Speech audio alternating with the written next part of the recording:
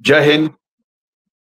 आत्ताच युक्रेननी operation spider web नावाचं एक ऑपरेशन लॉन्च केलं आणि यामध्ये नेमकं झालं काय, तर युक्रेननी रशियाच्या आत घुसखोरी केली. त्यांनी जवळ-जवळ 1 ते दीड वर्ष हा प्लॅन तयार केला होता. यामध्ये वेगवेगळ्या पद्धतीने जे ड्रोन्स होती ती त्यांनी युक्रेनमधून रशियाच्या आत घुसखोरी केली आणि जी वेगवेगळे जे विमानतळ होते, त्याच्या आजूबाजूला त्यांना त्या सिस्टमला डिप्लॉय केलं आणि मग एक संधी साधली आणि एकदम अनेक विमानतळावरती एकत्र ड्रोनच्या झुंडीने हल्ला केला, ज्यामुळे ती रशियाची जी S-400 सिस्टम होती, तिने पुरेसं काम केलं नाही. ती सिस्टम उघडी नव्हती किंवा पुरेशा रेडी अवस्थेमध्ये नव्हती. त्यांची मिसाईल तयार नव्हती आणि यामुळे अचानक झालेल्या या ड्रोनच्या झुंडीच्या हल्ल्यामुळे रशियाच्या वेगवेगळ्या विमानतळाचं मोठं नुकसान झालं आणि हे नुकसान जवळ-जवळ 7 ते 9 अब्ज डॉलर एवढं जास्त असावं आणि असं पण म्हटलं जातं, की यामध्ये रशियाचं जे एअरफोर्स जे उद्ध्वस्त झालं, ते जवळ-जवळ 30 ते 40% रशियाचं एअरफोर्स उद्ध्वस्त झालं आणि त्यामध्ये त्यांची जी क्षमता होती न्यूक्लिअर अटॅक करण्याची म्हणजे अणुबॉम्ब टाकायची, ही सिस्टम मोठ्या प्रमाणामध्ये उद्ध्वस्त झाली आहे. याचा अर्थ असा नाहीये, की रशियाची न्यूक्लिअर सिस्टम ही पूर्णपणे बरबाद झाली आहे. परंतु एवढं नक्की, की या सिस्टमला याआधी एवढं नुकसान कधीही झालं नव्हतं. असं मानलं जातं, ज्यावेळेला USSR ज्यावेळेला तुटला आणि 13 किंवा 14 देश हे USSR पासून वेगळे झाले, तर त्यावेळेला 35 ते 40% रशियाचे जे न्यूक्लिअर वेपन्स होते, ते रशियापासून वेगळे झाले आणि इतर लहान-लहान देशांमध्ये वाटले गेले आणि त्यावेळेला रशियाच्या न्यूक्लिअर फोर्सचं जसं नुकसान झालं होतं, तेवढंच किंवा त्याच्याहून थोडंसं जास्त आत्ता झालं असावं, अशी एक माहिती आपल्या समोर येते आहे. म्हणजे विमानं किंवा कॅरी करणारी जी क्षेपणास्त्र असतात, ही मोठ्या प्रमाणामध्ये बरबाद झालेली आहेत आणि हे कसं झालं? रशियाने 1.5 वर्षामध्ये चुपचापपणे रशियामधून आग घालून ही सगळी आग पाठवली आणि वेगवेगळ्या ठिकाणावरनं एकाच वेळेला हल्ला केला. म्हणजे यामध्ये त्यांनी अनेक एजंट वापरले असावे. त्यांची जी टीम असेल ती अत्यंत मोठी असेल. त्यांचं जे टीम वर्क होतं अत्यंत उच्च दर्जाचं होतं. त्यांनी वेगवेगळ्या ठिकाणी हल्ला केल्यामुळे रशिया पूर्णपणे सरप्राईज झाला आणि त्याला त्यांचं स्वतःचं रक्षण करता आलं नाही.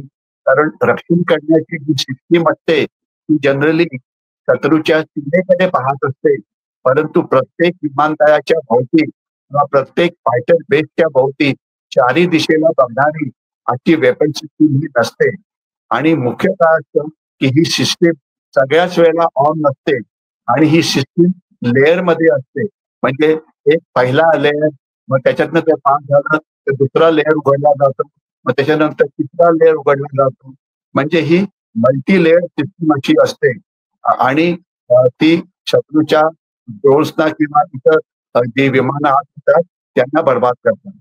तर आता झालं काय, की या अशा ज्या महागड्या सिस्टीम असतात, सगळ्या पूर्ण सीमेवरती नसतात. त्या फक्त जे महत्वाचे जे टार्गेट्स आहेत, त्याच्या आजूबाजूला असतात.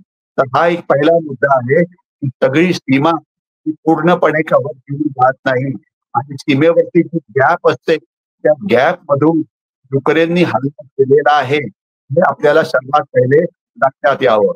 दुसरं, ही जी सिस्टम असते, ही जी सिस्टम असते, तर ती ती 24 तास ऑन नसते. ती ज्यावेळेला अलर्ट येतो, की आता काहीतरी हल्ला होणार आहे, तर ती त्यावेळेला ऑन होते. तर कारण सगळ्या वेळेला ती सिस्टम ऑन करणं हे अतिशय खर्चाचं असतं. तर म्हणून त्याला ऑन ठेवता येत नाही. 24 तास कसं ऑन ठेवायचं, 365 दिवस कसं ऑन ठेवायचं, हे तुमच्या समोर असलेलं अत्यंत मोठं आव्हान आहे. जर समजा वॉर्निंग मिळाली, की तुम्हाला तुमच्यावरती हल्ला होणार आहे, तर अशा वेळेला ही सिस्टम ऑन राहू शकते. परंतु 365 दिवस ही सिस्टीम ऑन राहू शकत नाही. तर त्याच्यामुळे अशा प्रकारच्या महागड्या सिस्टीम सगळ्या देशाचं रक्षण कसं करू शकतील, हे तुमच्यासमोर असलेलं एक मोठं आव्हान आहे. याचा अर्थ असा होतो, की तुम्ही एवढी महागडी सिस्टीम सगळ्या ठिकाणी वापरू शकत नाही.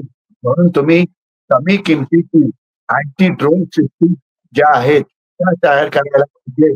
त्यामुळे स्वस्ताचं जे टार्गेट असतं ड्रोन वगैरे, तर त्याच्या विरुद्ध सुद्धा तुम्हाला तुमचं लक्ष हे करता येईल. तुमचं स्वतःचं रक्षण हे करता येईल. आणि यामुळे हा केवळ रशियाकरताच मोठा हल्ला आहे असं नाही. हा सगळ्या जगाला एक आव्हान आहे, की कमी किमतीची जी ड्रोन्स असतात, तुम्हाला तुमच्या सिस्टीमला ही फसवू शकतात. म्हणजे शेवटी मानवी जे इन्फॉर्मेशन असतं, मानवाच्या वेगवेगळ्या प्रकारच्या आयडियाज असतात, त्या तुमच्या सिस्टीमला शकतात. आणि असं नेहमीच म्हटलेलं आहे, की शस्त्रापेक्षा शस्त्र चालवणारे सैनिक जर अजून जास्त धैर्यशील असतील, अजून इनोव्हेटिव्ह असतील, अजून शूर असतील, तर ते कॉस्टली सिस्टीमचं सुद्धा त्यांना डिफीट करू शकतात.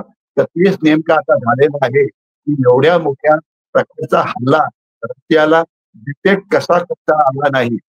यामुळे आता रशिया अत्यंत घाबरलेला आहे. कारण आता जी त्यांची उरलेली जी त्यांची सिस्टीम आहे न्यूक्लिअर वेपन्सची, तर त्याचं रक्षण कसं करायचं ते सगळ्यांना स्त्रीमध्ये हलवत आहेत. आपल्या सिस्टीमला अजून जास्त सेफ करायचा प्रयत्न करतायत. म्हणजे इमॅजिन करा, की रशियासारखा एवढा पॉवरफुल देश, तर त्याला इतरांनी कसं फसवलं, हे एक अतिशय मोठ्या प्रकारचं रशियाचं नुकसान केलं. तर हा सगळ्याच देशांकरता हा एक सावधानतेचा इशारा आहे.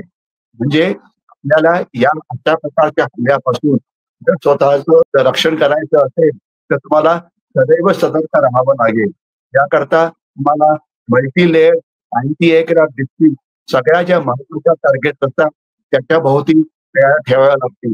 आजूबाजूला जी माणसं राहतात, त्यांना सुद्धा सदैव सतर्क राहावं लागेल आणि डोळे आणि कान हे उघडे ठेवावे लागतील. आणि जे चीप ड्रोन्स असतात, जे जास्त संख्येने हल्ला करू शकतात, जे स्वार्म म्हणजे एकत्र झुंडीने हल्ला करतात, या हल्ल्यापासून रक्षण करण्याकरता आपल्याला तेवढ्याच स्वस्त अशा अँटी ड्रोन सिस्टीम तयार कराव्या लागतील. अशा अँटी ड्रोन सिस्टीम आहेत. जसं त्याला म्हणायचं, की इलेक्ट्रॉनिक काउंटर मेजर किंवा सायबर अटॅकच्या मदतीने जे ड्रोन काम करत असतं, त्याचं कामच बंद पाडायचं, ज्याच्यामुळे ते हल्लाच करू शकणार नाही. किंवा दुसरे लेझर बीम किंवा डायरेक्टेड एनर्जी वेपन्स असतात, यांचा वापर करून सुद्धा आपण ज्या ड्रोन्स आहेत त्या पाडू शकतो. त्याच्याशिवाय जर ड्रोन्स मोठे असले तर त्यांना अत्यंत महागड्या सिस्टीमची गरज नाही. आपल्या सैन्याकडे रायफली असतात, लाईट मशीन गन असतात, आपल्याकडे जे अँटी गन्स असतात, ते आपल्याला वेगवेगळ्या स्तरावरती डिप्लॉय कराव्या लागतील. कारण स्वस्त गनच्या मदतीने आपण स्वस्त कृती पाहू शकतो. कारण अत्यंत महागडी सिस्टीम आपण सगळ्या ठिकाणी वापरू शकत नाही.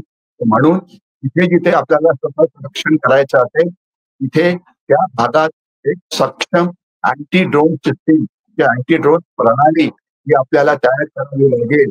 आणि तेच आपल्या समोर असलेलं मोठं आव्हान आहे, की अतिशय स्वस्त किमतीमध्ये त्यातला प्रत्येक महत्वाचा भाग, महत्वाचं टार्गेट स्वतःच पासून रक्षण कसं करू शकेल, हे आपल्या समोर असलेलं मोठं आव्हान आहे. आणि ते आव्हान आपल्याला येणाऱ्या काळामध्ये पेलावंच लागेल. नाहीतर स्वस्त ड्रोन पासून, हुशार लोकांपासून, की जे लोक रिस्क घ्यायला तयार आहेत, जे सैनिक देशाच्या आत घुसखोरी करायला सुरुवात आहे, जी एजंट्स देशाच्या आत जाऊन गर्दी करू शकतात, त्यांच्यापासून रक्षण कसं करायचं हे मोठं आव्हान आहे. या आव्हानाकरता आपल्याला राहावंच लागेल. हा भारतासमोर असलेला सर्वात मोठा धडा आहे. त्याकरता भारताने नक्कीच तयार व्हावं.